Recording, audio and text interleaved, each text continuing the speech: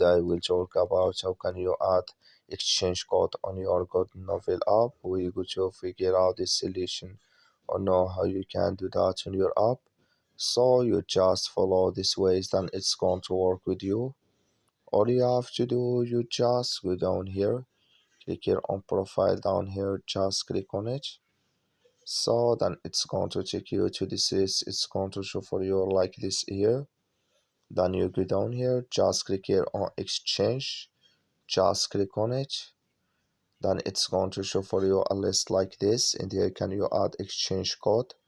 So then you click here on OK here, then it's going to add video on your Goodnovel app.